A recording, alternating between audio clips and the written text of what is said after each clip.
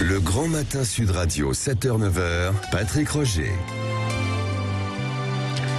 Il est 7h11, donc il y a un nouveau mouvement cabinet fermé aujourd'hui. Les médecins libéraux qui protestent contre notamment la loi qui va être examinée au Sénat aujourd'hui, qui prévoit une réorganisation du système de soins, une augmentation d'1,50 € du tarif de la consultation. Nous sommes donc avec Richard Anchou, qui est médecin généraliste, membre du syndicat AMG France.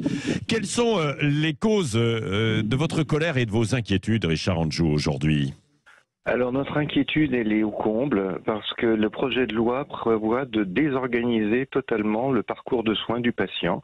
Il prévoit en gros de supprimer le médecin traitant et de laisser le patient totalement libre, mais surtout totalement seul pour organiser sa santé. Alors ça oui, il faut dire, parce que les auditeurs là doivent se dire, s'ils ne sont pas au courant de ce projet, qu'est-ce qui se passe ? On va laisser les patients seuls. Vous voulez dire, et là, vous parlez des professions paramédicales qui seront plus simples pour être plus, qui seront plus accessibles. C'est-à-dire que globalement, hein, on pourra aller directement chez un kiné ou une infirmière pour se faire soigner. Et là, vous dites que cette simplification ne va pas dans le bon sens ? Alors, c'est pas seulement avec les paramédicaux, c'est avec l'ensemble du système de santé. Le médecin traitant, il est là pour connaître son patient et pour organiser avec lui le parcours de soins. Ouais. D'aller directement chez le kiné, moi qui travaille à Paris, je trouve ça formidable. Quand j'ai un patient qui a besoin d'un kinésithérapeute, il a des mois d'attente avant de pouvoir le voir parce qu'on n'a pas de kinésithérapeute disponible. Le fait qu'il y aille tout seul en tapant à sa porte, je ne pense pas que ça lui facilitera le rendez-vous et surtout savoir quel type de pathologie il a. Qu'est-ce qu'il y a en dessous ? Une entorse simple chez un enfant, c'est très... Tout le monde comprend. Vous avez un patient de 85 ans qui souffre de douleurs au niveau du cou. Il vaut mieux quand même avoir une certaine exploration avant de le soigner. Mais ça, c'est pour les kinésithérapeutes, les infirmiers. Nous travaillons avec eux, nous travaillons en collaboration avec eux, mais nous travaillons autour d'un projet de soins pour ces patients en coordination, d'envoyer le patient tout seul chez n'importe quel spécialiste d'organes, d'envoyer le patient tout seul chez le kinésithérapeute ou chez l'infirmier, croyez-vous qu'il sera mieux soigné ? Richard Anchou, dans le projet, il n'est pas question d'envoyer des patients chez tous les spécialistes quand même, si Dans le projet, on vous dit que puisque nous manquons de médecins traitants, eh bien le patient pourra aller directement. Mais ça ne résout absolument pas le problème. Ce qu'il faut, c'est donner aux médecins traitants la possibilité, par l'organisation qu'on va lui proposer, de prendre en charge les patients et de gérer leur santé. Et puis le problème, Richard Anchou, le problème, c'est d'avoir aussi avant tout un médecin traitant, parce qu'aujourd'hui, il y a plus de 6 millions de Français qui n'ont pas de médecin traitant, et puis pour avoir un rendez-vous chez un médecin traitant dans certaines villes, et c'est pas forcément à la campagne, hein, d'ailleurs, c'est tout aussi vrai dans les grandes villes que dans les milieux ruraux, il faut se lever de bonne heure, quoi, pour avoir un rendez-vous chez un médecin généraliste. L'arrondissement dans lequel je travaille, qui est un arrondissement populaire de Paris, est un désert médical. Donc oui, bien sûr, c'est pas une question de ville ou de campagne. Nous avons ce problème d'accès aux soins partout. Mais ce n'est pas en imposant aux jeunes médecins d'aller dans des déserts médicaux qu'on va résoudre le problème. Ce n'est pas en imposant... mais comment fait-on ? Alors comment fait-on, Richard Anchou ? Parce qu'on est là pour essayer de trouver des solutions. Alors, d'abord, on sait très bien que si on impose à nos jeunes confrères des contraintes supplémentaires, ils ne s'installeront pas. On sait très bien que si on impose à nos anciens collègues des contraintes supplémentaires, ils s'en iront. Et c'est vraiment un sentiment extrêmement amer que nous avons et qui risque d'aggraver nettement ce problème. D'accord, mais alors qu'est-ce que vous proposez ?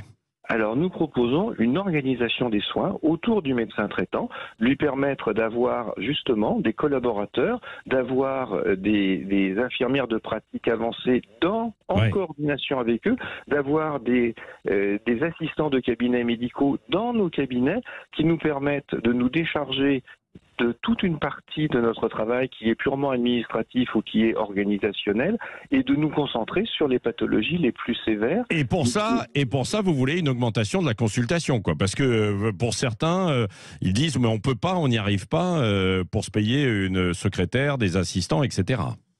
Alors nous demandons effectivement d'avoir des aides pour embaucher du personnel, nous demandons à avoir des aides pour pouvoir organiser nos cabinets. Le tarif de la consultation n'est pas à l'ordre du jour aujourd'hui, c'est la négociation conventionnelle. Et sincèrement, si je vais défiler, si je veux faire mon cabinet, c'est pas pour 1 euro, 2 euros ou 3 euros de plus, c'est vraiment pour que... Non mais ça en fait partie, Richard Ansou, ça en fait partie, puisqu'il y a eu dans les discussions et puis dans les premiers mouvements de grève, cette volonté de doubler bien sûr le prix de la consultation. Et il y a eu une proposition d'augmenter d'1,50 €, de passer de 25 à 26,50 €, ce à quoi certains disent non, on veut pas de cette aumône, nous on veut un vrai tarif. Alors, nous voulons vraiment une organisation de la santé et du soin primaire.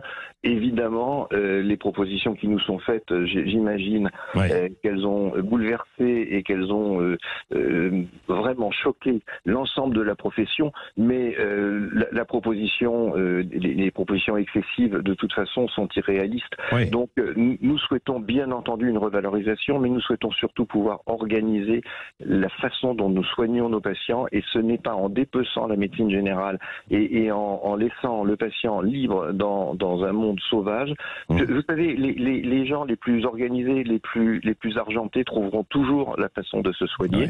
Peut-être pas au mieux, mais ils trouveront. En revanche, nous savons très bien que nos malades en difficulté financière, que nos malades en difficulté organisationnelle, eux vont souffrir considérablement. Et si on laisse l'accès libre partout à tout le monde, eh bien, les plus démunis seront laissés sur le pavé. Et ça, mon syndicat MG France ne le veut absolument pas. Oui, bon, bah écoutez, je vais poser la question à la ministre en charge de cette organisation territoriale, Agnès Firmin-Lebaudot. Vous avez des discussions avec elle, elle sera mon invitée à 8h15. Vous discutez avec elle ou pas ? Écoutez, les discussions avec les politiques sont compliquées. Compliquées. Alors écoutez, je vais jouer les intermédiaires alors. Donc alors, si vous avez une question à lui poser... Vous pouvez lui donner mon numéro de téléphone. Elle sera la bienvenue pour que nous puissions parler de façon constructive. Parce que réellement, la façon dont se profilent ces projets de loi, ces pré-projets de loi, nous fait extrêmement peur. Et l'avenir de la médecine générale et l'avenir donc de la santé de nos patients est en danger actuellement. Bon, Richard Ansou, je vais lui transmettre, bien sûr. Juste une dernière question. Est-ce que vous n'avez pas, vous aussi, les médecins, une certaine responsabilité ? Parce que certains, ces dernières années, ont bloqué aussi pour le numerus clausus. Il y a quelques années, c'était des médecins eux-mêmes qui ne voulaient pas que ça augmente. Et puis ensuite, certains vont plus vers des filières de spécialistes et pas de la médecine générale. Et puis, donc... Vous avez parfaitement raison. La médecine à l'acte ponctuelle que nous proposent justement nos politiques actuellement sont favorables à ces usines à consultation et à ces téléconsultations, voire consultations en cabine dans les supermarchés. Eh bien, ça ne marche pas. Ça désorganise totalement le système de santé et nous risquons de voir nos jeunes confrères aller vers ces systèmes qui sont moins contraignants et qui leur permettront de gagner leur vie de façon tout à fait remarquable en ayant un investissement, comment dirais-je, en ayant une présence beaucoup plus légère pour eux et leur conserver leur vie de famille et l'ensemble de leurs activités. Non, moi, vous savez, ça fait 44 ans que je suis installé dans mon cabinet. Je continue à faire des visites à domicile. Je continue à voir des patients gravataires. Je suis à la 4e génération que je soigne. Les médecins aiment leur métier, mais ils veulent qu'on leur donne les moyens et qu'on ne leur coupe pas les ailes. Merci beaucoup, Richard Ansou. Donc, on a compris évidemment le message et je le ferai passer tout à l'heure à la ministre qui sera mon invitée à 8h15.